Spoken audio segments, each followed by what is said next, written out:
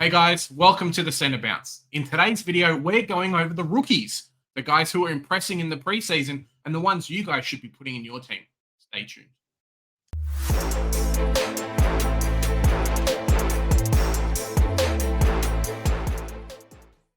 Joe, I know it's been hard to track, but I guess that's why we do the hard work so the fans who watch our stuff, they don't have to go through like every single team's preseason training reports, do they? No, it's more than just a slogan. It is a walk of life. It is a lifestyle, and it is one that we carry with open arms, and we are very happy to do so if it means making your lives and all the more easier because, as you mentioned, there are heaps of forums out there, 18 teams to go over, and the rookies are the cash cows. They're the ones that are going to give us the most money if they can play, and we need to make sure that we pick the right ones so that we don't spend our precious trades very early on sidewaysing with rookie corrections. Get them right the first time around and you're off to a flying start. Now, obviously, it's only, middle of February at the moment, and over the coming weeks, we're going to see all the preseason games. So this is more of a video of, hey, check out these players, mental note, when you go and watch the stat sheets and watch the games, hey, look, number 6, he was in Big J and Joe's video on the Centre Bounce. I know he's been doing pretty good. Chuck him in my team. Absolutely. Listen to Double J and it will work well. Not Triple J. Stuff them. It's Double J here that works well. So without wasting any more time, let us dive straight in. So Callan Dawson, really good player. Well, let's go again. Callan Dawson, first up off the ranks, seems to have cemented that key defender / intercept role and pushed out Toby Bioga to win. Someone to watch definitely over the preseason games. Yep, absolutely. Next off the rank, we've got Daniel Curtin, who was the highly rated midfield defender coming out to the Adelaide Crows. They traded up to get him, and he has been getting some high praise. Yes, he was injured in the early part. He did have some knee bruising, but it seems that he's up and running again. He's been involved in full training, and he's being likened to the skipper, to El Capitan Dawson. That is very high praise for such an early young player who can play in defense and move his way into the midfield. Very exciting prospect. Definitely. Next up on our list is Connor O'Sullivan. We know there's definitely a spot down at Geelong with Radigalia leaving. O'Sullivan just can't skip a beat, Joe. Every time I see this guy's named, O'Sullivan doing well.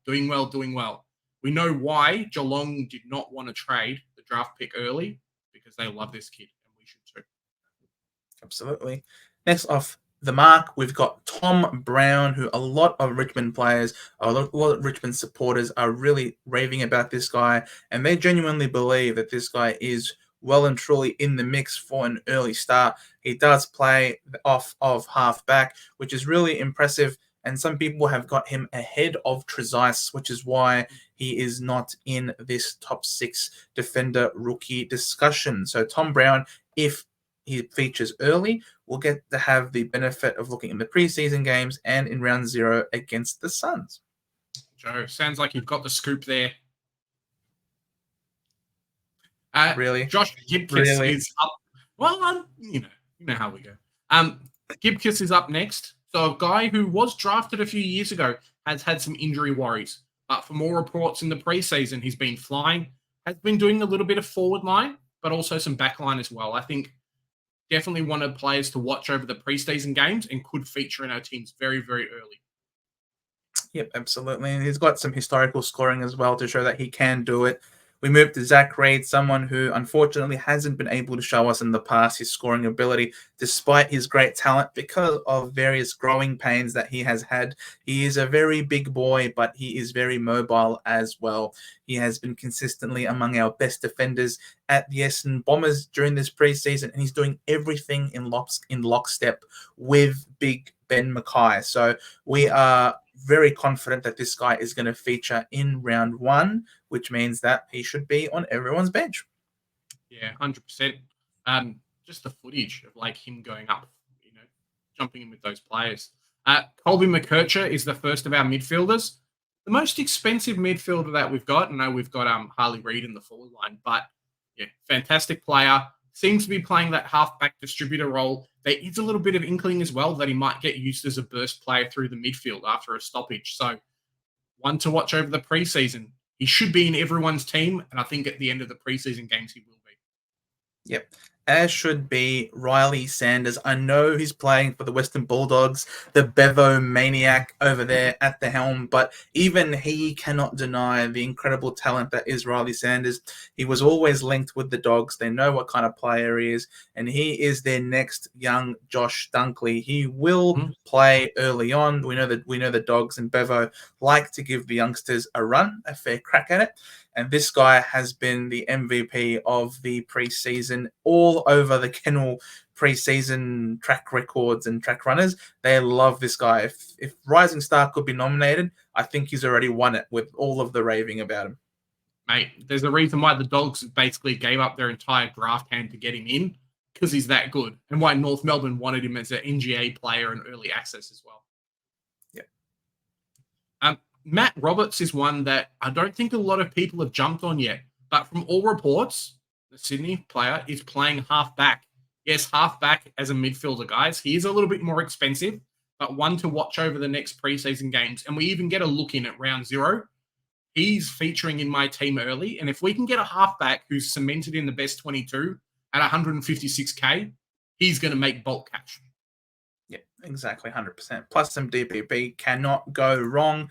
We then move to Jake Rogers over there featuring up at the Gold Coast Suns. Not too much can be really gleaned from the Gold Coast Suns. They do have very, very few supporters who like to go out of their way to actually report on these things. But from what I have read online and from what I've seen in the photos, the Gold Coast Suns are really impressed by Jake Rogers and his approach to this preseason. He looks in absolutely sensational nick, and quite a few of them believe that every year they've had a breakout sort of midfielder. They believe that this could be the year that Rogers is that man. So keep a close eye on him in round 0. Yeah, I was definitely impressed in the draft and kind of annoyed that they got him for free.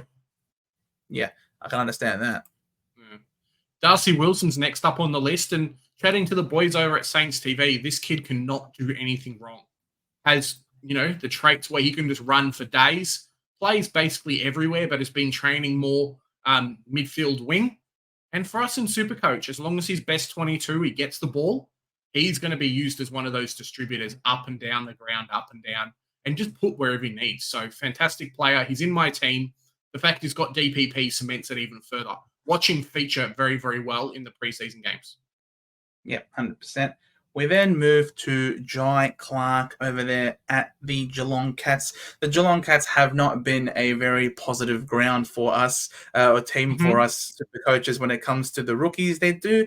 Chris Scott tends to really like to throw us in the works. But the thing is with Jai Clark, he was pick 8 from the 2022 draft, and he didn't play after his debut. He only had 25% time on ground coming on as a sub because he had some foot problems. But the Cats really need to rejuvenate their list. They need to give these young players like Jai Clark a time to shine in the midfield mix. They can't keep relying on the Guthries of the world and the Selwoods of the world forever.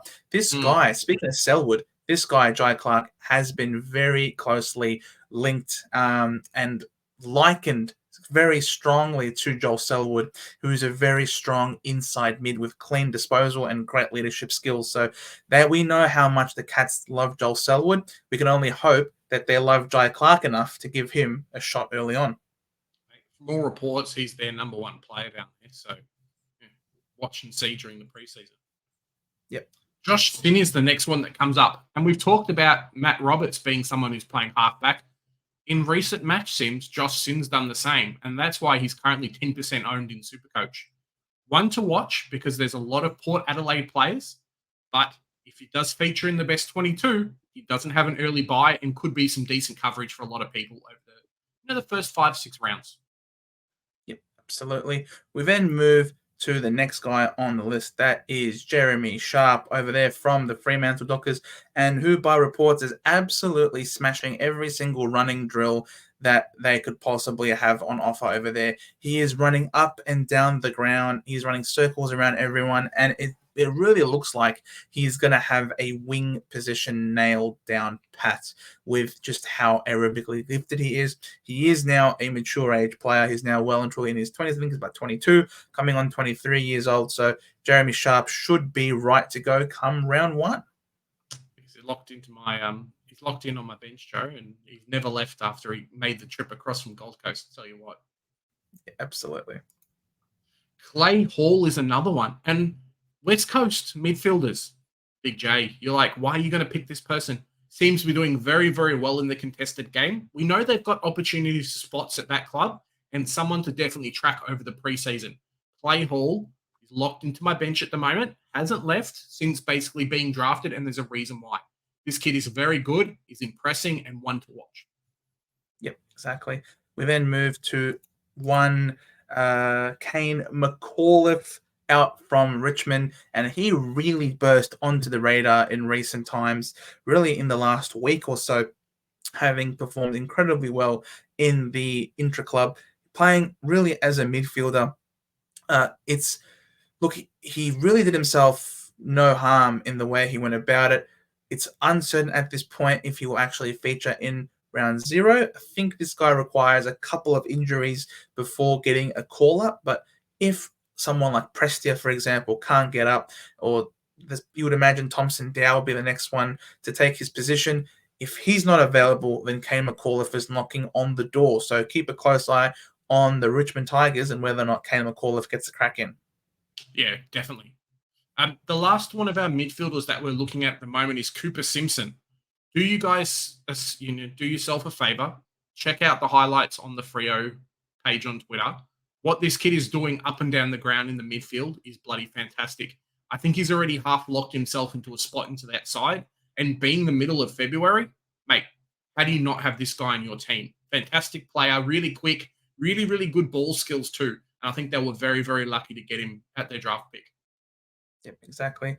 The only one ruckman in this video, we got Toby Conway, who, let's be honest, he is really going to be an option if he can claim the number 1 position over there at Geelong. And if someone like a Jordan Sweet isn't named in round 1, there's every chance that he's been performing quite well in the preseason.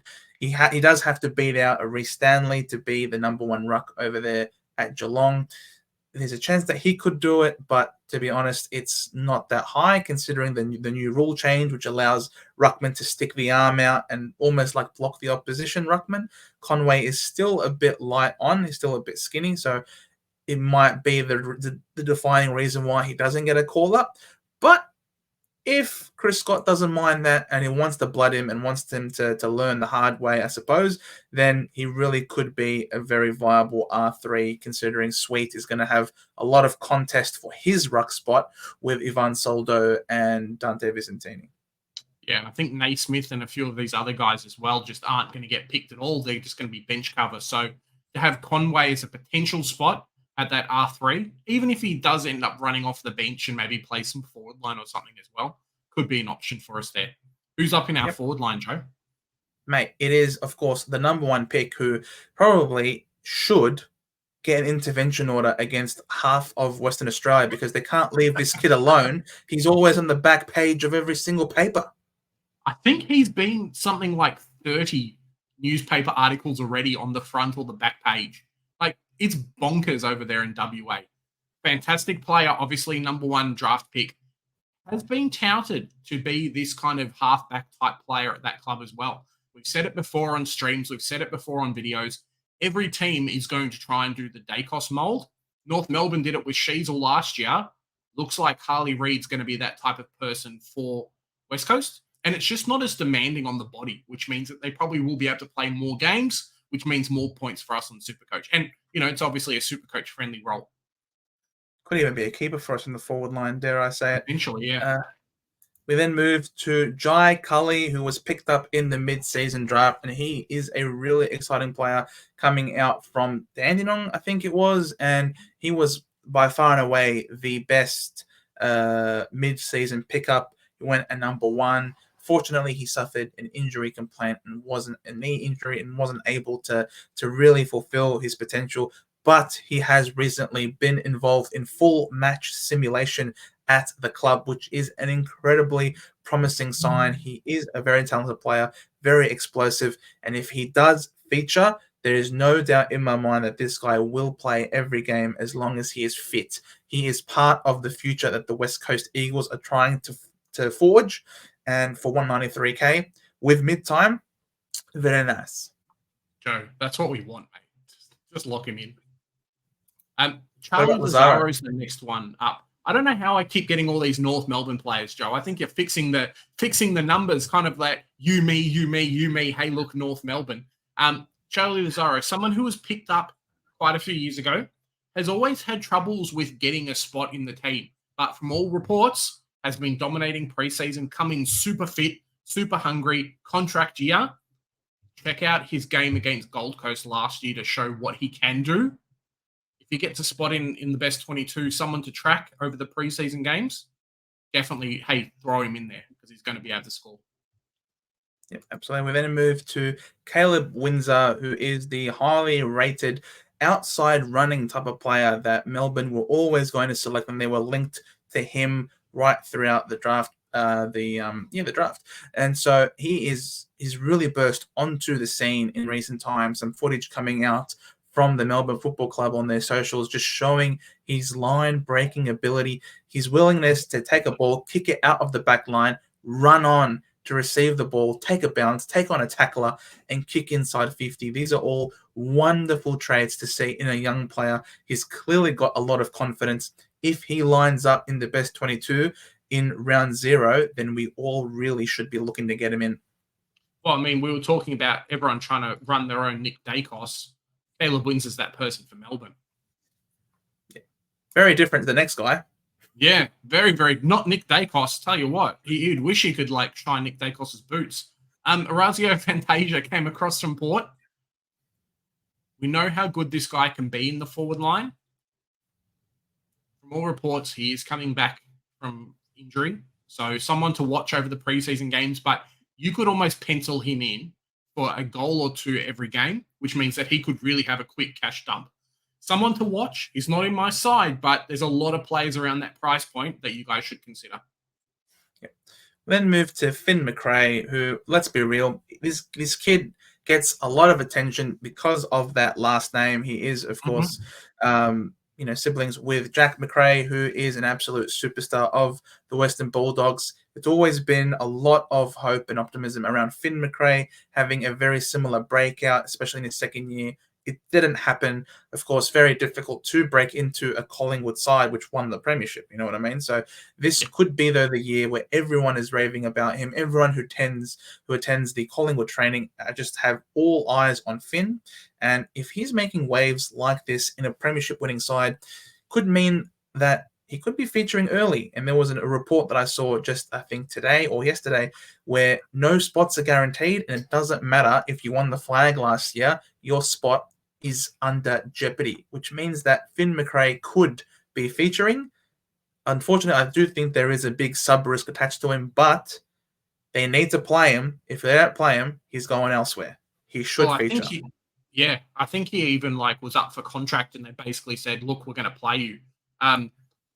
Surprisingly, I think he might be the McCrae that everyone starts in their forward lines this year or starts in their team. The one time he upsets his brother and be like, hey, mate, I've got a higher ownership in Supercoach than what you have. So definitely one to watch over the preseason games. There is some spots as well with Adams leaving.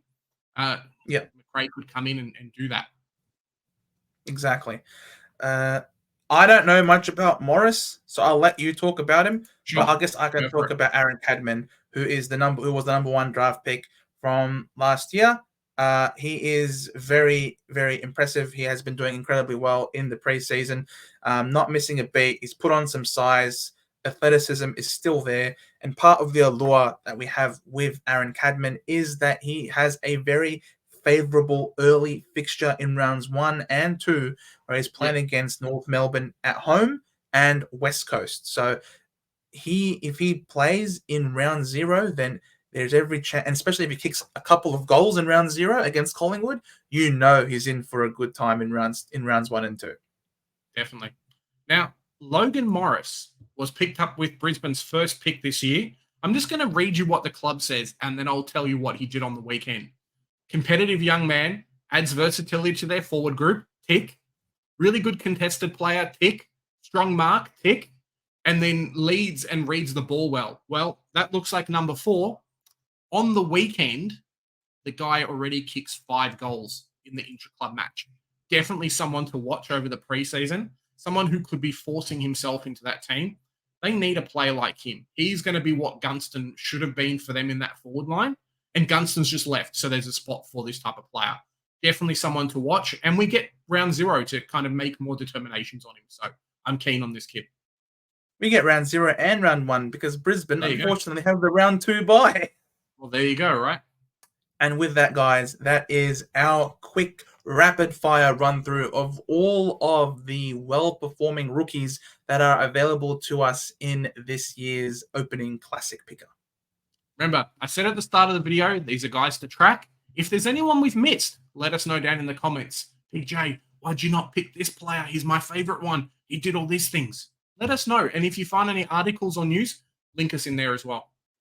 Absolutely. It's all about helping the entire community, not just us and not just you, all of us trying to work together to make the best possible starting team. Because as we regularly say, it is the rookies that dictate the structure, and identifying who the right rookies are to start your teams early on with is absolutely vital when it comes to getting off to a strong start, both trades-wise and cash gen-wise. Remember, guys, we've got our Supercoach League as well that you guys can join. The description will be down below. There's 3 amazing prizes that you guys get to enter for free. And if you like what you saw here today, a like and a subscription would greatly help the channel's growth, which we have been absolutely enjoying thanks to all of you guys. And remember to hit that notification bell so that you don't miss out on any of the videos like this one that we're regularly pumping out for you on a consistent basis this preseason. Well, that's it, Joe. Remember, guys, here at the Centre Bounce, we do the hard work so you guys don't have to. Bye for now. Bye.